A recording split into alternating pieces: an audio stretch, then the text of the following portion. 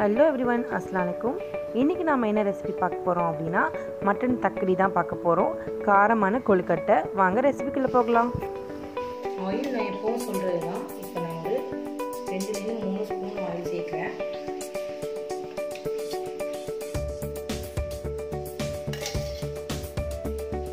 அடுத்தது நான் இதில் சாப் பண்ணி வச்சுருக்கேன் ஆனியன் சேர்க்குறேன்.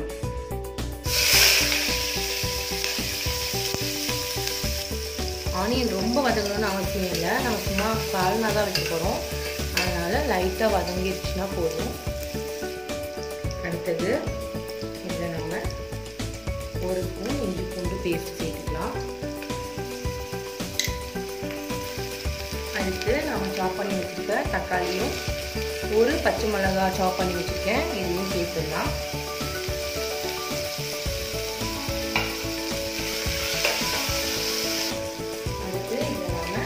மட்டன் ஆட் பண்ணிடலாம். நான் ஒரு 1/2 kg மட்டன் வந்து வாஷ் பண்ணி வச்சுருக்கேன். இதில் நம்ம மட்டன் ஆட் பண்ணிடலாம். அடுத்து நாம் சேர்க்கக்கூடிய மசாலாக்கள் சேர்த்துடலாம். 1 ஸ்பூன் பெப்பர், 2 ஸ்பூன் தனியா அதாவது மல்லித்தூள்,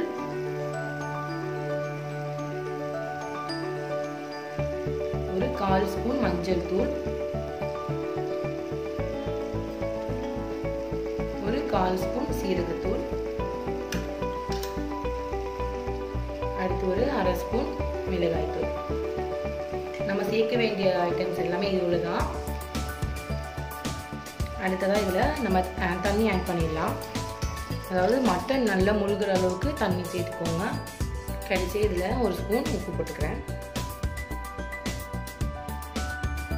கடைசியாக இதில் நம்ம கொஞ்சம் கொரியாண்டர் லீவ்ஸ் கட் பண்ணி போட்டுடலாம். இப்போ நான் இதை க்ளோஸ் பண்ணிவிட்டு, மட்டனுங்கிறதுனால நான் 5 to 6 விசில்ஸ் எப்படியுமே விடுவேன். இதே மெத்தடை நீங்கள் சிக்கன்லேயும் ஃபாலோ பண்ணலாம். 2 விசில் விட்டால் போதும். இதே மசாலாக்கள் இவ்வளோ தான், 2 விசில் விட்டால் போதும். இப்போ நம்ம இதை ஒரு 6 விசில் வர வரைக்கும் வெயிட் பண்ணி பார்ப்போம். இப்போது நான் இதை க்ளோஸ் பண்ணிட்டேன். 6 விசில் வந்ததுக்கப்புறம் நம்ம சால்னா எப்படி இருக்குன்னு நான் உங்கள்கிட்ட காமிக்கிறேன். இப்போது நம்மளோட சால்னா, மட்டன் சால்னா ரெடி ஆயிடுச்சு.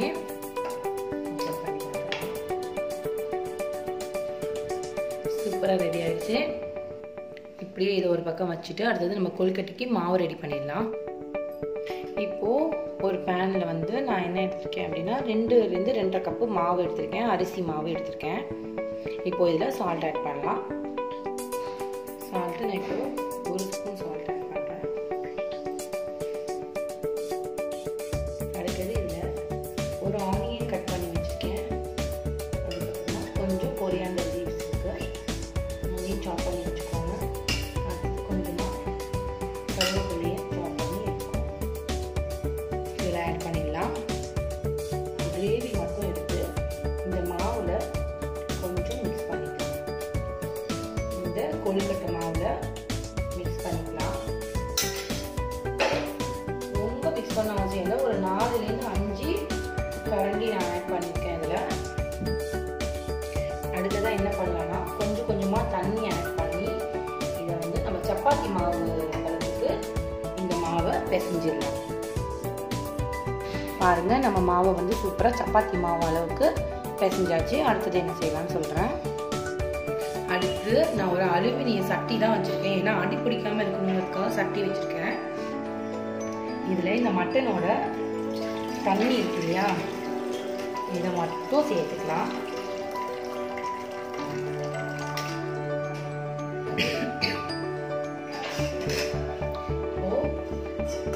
இதில் மட்டன் போடக்கூடாது, மட்டனோட இந்த வாட்டர் மட்டும், அந்த சால்னா மட்டும் சேர்த்துக்கிறேன்.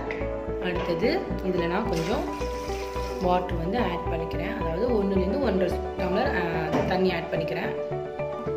அடுத்தது இந்த வாட்டரில் வந்து 1 ஸ்பூன் மல்லித்தூள் சேர்த்துக்கலாம்.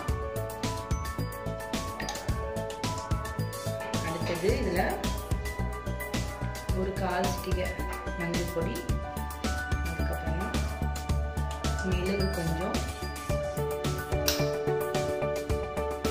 அடுத்ததாக இதில் ஃபைனலாக வந்து நம்ம ஒரு 1/2 ஸ்பூன் கரம் மசாலா சேர்த்துக்கலாம்.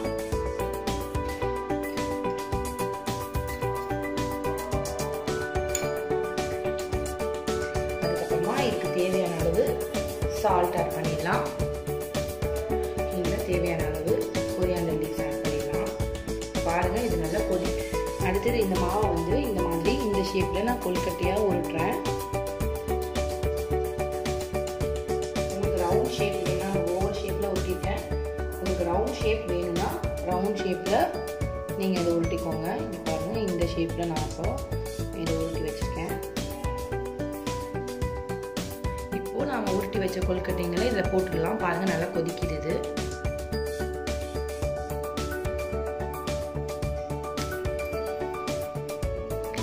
இது எல்லாமே வந்து நான் உருட்டி இதில் போட்டாச்சு. இதில் நான் வந்து ஒரு கொழுக்கட்டை பண்ணுற அளவுக்கு மாவு வச்சுருக்கேன். இதில் நான் வாட்டர் போட்டு இதை நல்லா வாட்டர் ஆக்கிடுறேன்.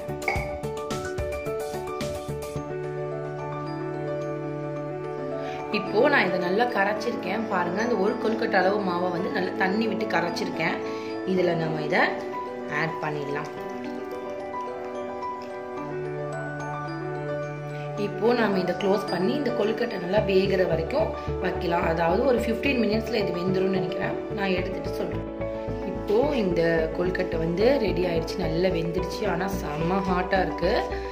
இதில் வந்து நாம் இந்த மட்டன் வச்சுருக்கோம் இல்லையா, மட்டனை ஆட் பண்ணிடலாம். ஏன்னா நம்ம ஏற்கனவே நல்லா வேக வச்சுட்டதுனால திரும்பவும் வேக வச்சா கலந்துருமேங்கிறதுக்காக நான் அதில் போடலை. இந்த மட்டன் எல்லாத்தையுமே இதில் ஆட் பண்ணிடலாம்.